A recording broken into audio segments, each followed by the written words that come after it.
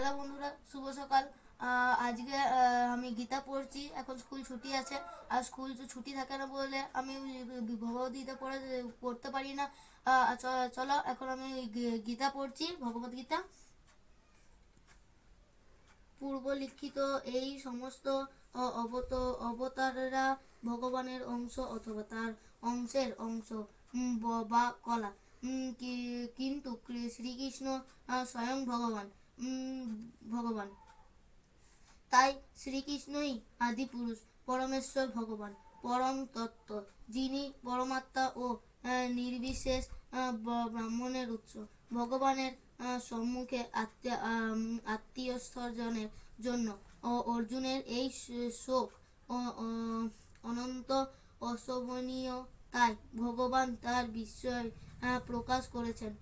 কুৎ শব্দটির মধ্যে অর্থাৎ কথা থেকে এই ধরনের কল্লুষিত আচরণ একজন শুভস্য আর্যের কাছ থেকে কখনোই আশা করা যায় না। আর্য শব্দটি তার জন্যই প্রয়োজন, যিনি জীবনের মূল্য বোঝেন এবং যার স্মৃতি অধ্যাত্ম উপলব্ধির উপর প্রতিষ্ঠিত। সে সমস্ত মানুষ দেহাত্ম বুদ্ধির বাণকে উপলব্ধি করা। তারা জড় জগতের বহিরঙ্গ প্রকৃতির দ্বারা বিমোহিত। আর আর তাই তারা জানে না মুক্তি বলতে কি বোঝায়। জগতের বন্ধন থেকে মুক্তি হারায় জ্ঞান যাদের নেই, তাদের বলা হয় অনার্য। যদিও অর্জুন ছিলেন ক্রিয়য়, তবুও যুদ্ধ করতে অতিকার করে তিনি তার সরন্ধ থেকে বিদ্যুৎ হচ্ছিলেন। এই ধরনের কাপুরুষতা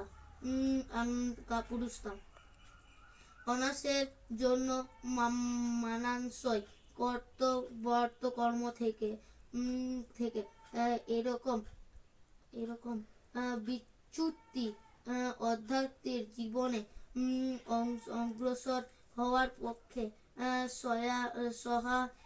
সহায়ক নয়। এমনকি পার্থিব জগতেও কাউকে যশস্বী হওয়ার সুযোগ প্রদান করে না। আত্মীয়জনের প্রতি অর্জুনের এই তথাকথিত সহানুভূতিকে ভগবান শ্রীকৃষ্ণ অনুমোদন করেনি। চলো, আমাদের গীতা পড়া